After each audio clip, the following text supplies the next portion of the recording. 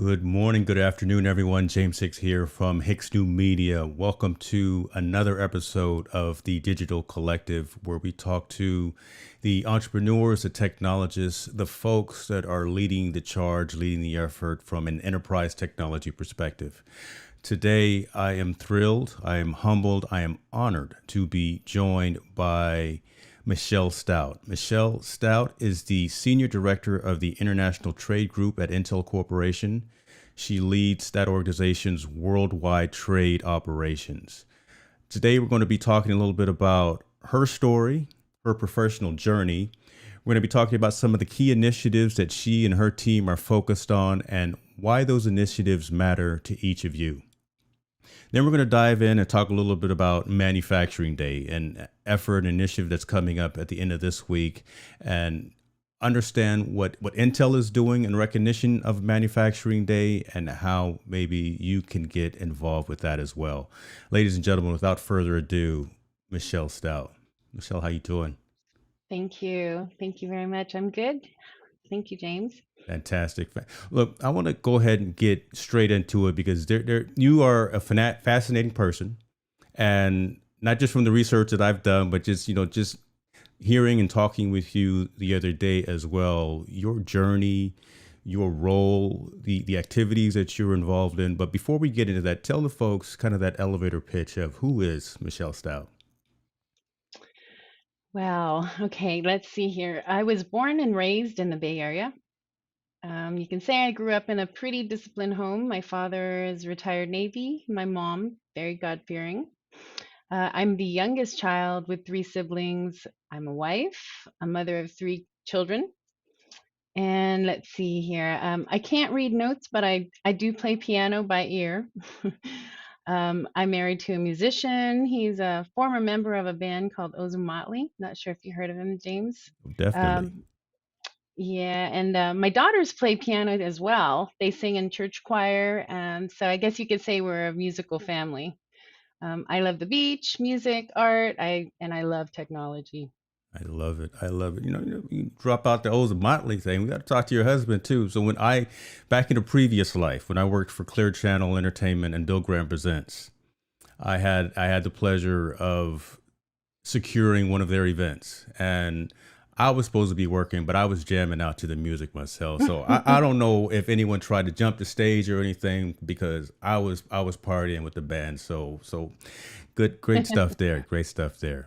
Talk to us a little bit about your role. I mean, that's a phenomenal title, right? Senior Director of the International Trade Group, and talk to us a little bit about what that encompasses from something large like an Intel. What do you do? What's a day in the life of Michelle Stout working for Intel? Sure. Okay. So, I've been at Intel for 21 years. So you can say I'm an Intel veteran. I know that there are others who have worked at Intel much longer than me. I think 47 years is the longest that I've heard of, if I'm not mistaken. But in my 21 years at Intel, I've held several positions. I started out as an export analyst, then managing an export team, then a program office. I worked as an individual contributor performing due diligence and integration for mergers and acquisitions. And I've served as chief of staff to the VP and general manager of government affairs. In my current position today, I serve as senior director within our international trade group, and I lead our worldwide trade operations, our technology solutions team, and a transformation and collaboration office.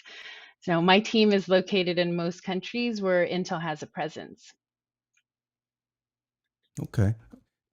And international trade, and we were talking a little bit about this yesterday again as Yeah. well. And I was making it kind of commonsensical, right? Talking about the ships that are stuck in the ports in Los Angeles Hmm. and in Yeah. San Diego right now. Again, when you think about it from those types of perspectives, and you put it kind of in the layman's terms, your role is to ensure that there's compliance coming from the raw materials providers coming into the United States, and you're making sure that everything Intel does, I guess we'll say, matches and meets requirements from those other organizations and from those other countries, from Asia Pacific, from, I think we talked about Panama, we talked about, things of that nature. So how does this whole aspect of, I'm not going to call it the chip shortage, but again, you fall right into that, being Yeah. Intel, right? How does that, I mean, just the allocation of resources, how does that affect you and your team? What are you doing today, as it relates to some of these items?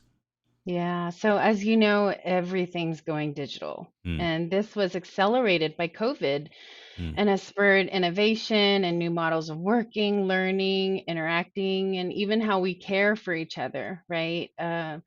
I never thought of having a virtual doctor's appointment or meeting with people on a computer right. screen. But technology is increasingly central to every aspect of human existence. And of course, semiconductors are the foundation. So, in today's digital economy, each nation is involved at various levels of trade actions to offer what it produces, procure what it lacks, and yield more resourcefully in economic sectors than our trade partners.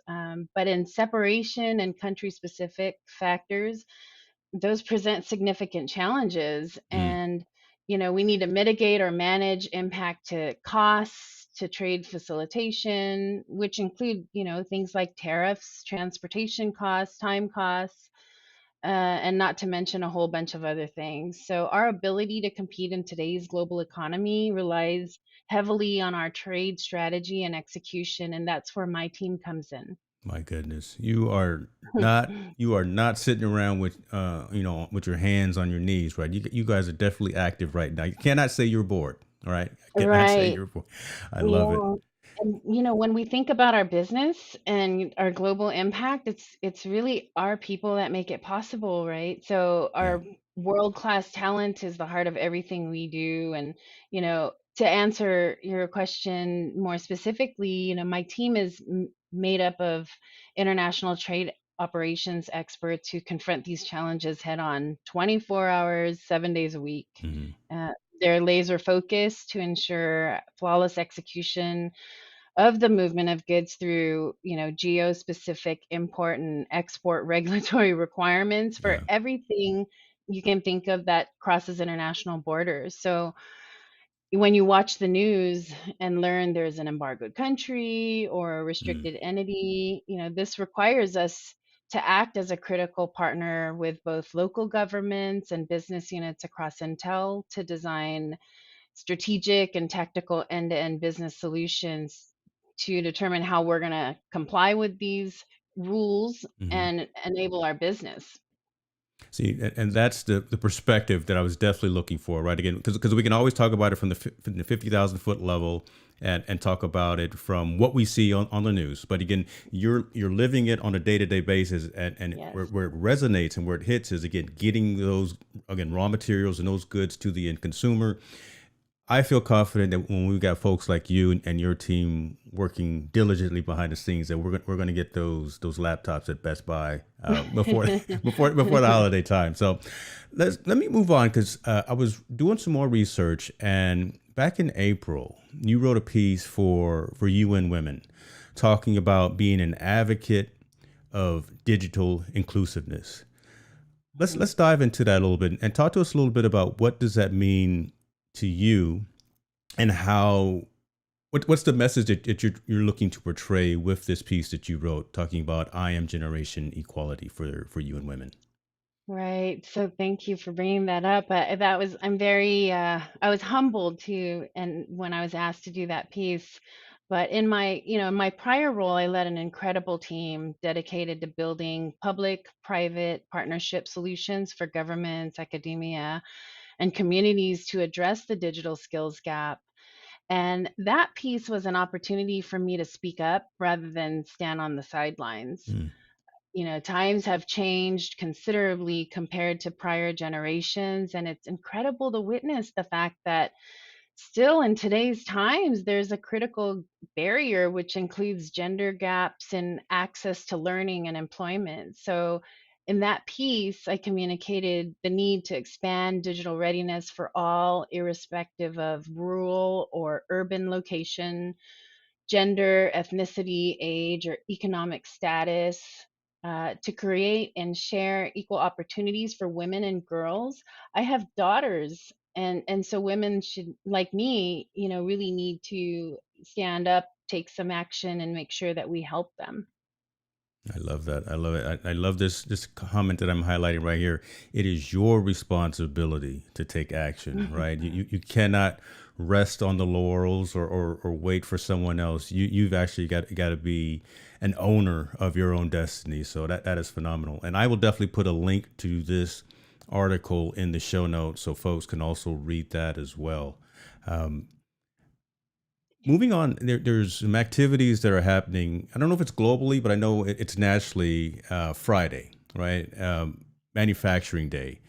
Talk to us a little bit about that because I understand Intel is incredibly involved in that. Talk to us a little bit about what it is, and again, I guess your activities as it relates to Manufacturing Day, and again, why that's important and for folks to know about it. Right. Manufacturing Day is celebrated on, I believe it's the first Friday of October, to empower manufacturers to come together and address collective challenges so they can help their communities. And so this celebration is well aligned to Intel's purpose of creating world-changing technology that improves the life of every person on the planet.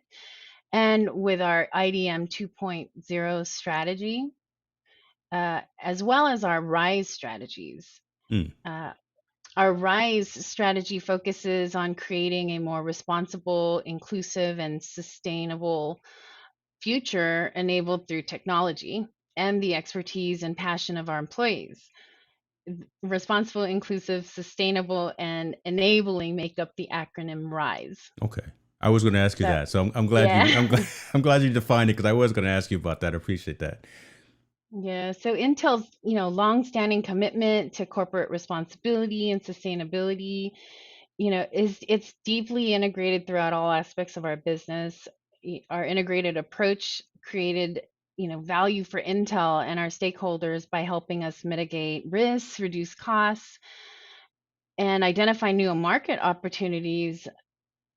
It's our commitment to transparency and setting ambitious goals to drive meaningful results and challenge ourselves to achieve higher levels. This includes several things around manufacturing, and we've progressed, reducing greenhouse Mm, gas emissions, increasing use of renewable energy, reducing our water use, and advancing our workforce, as specifically regarding diversity and inclusion, driving responsible supply chain practices.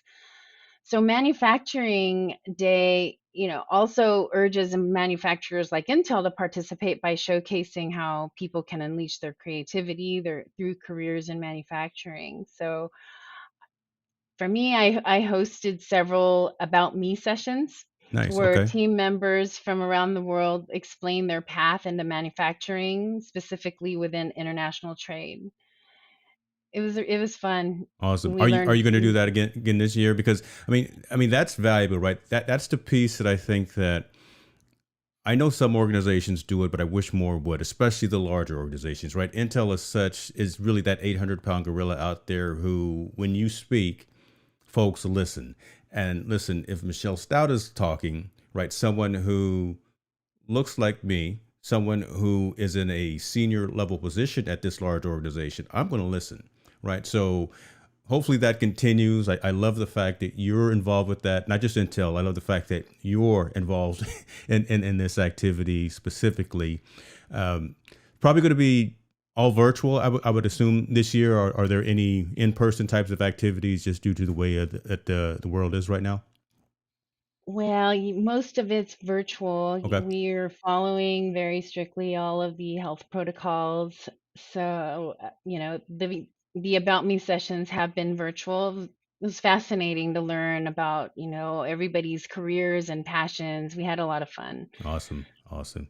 So tell us where we can stay in contact with you, right? Because again, I think and I know folks want to hear more in terms of not just what Intel is doing, but again, something to hear more of your story, the types of activities that you're focusing on, changing the dynamic and helping shape the youth.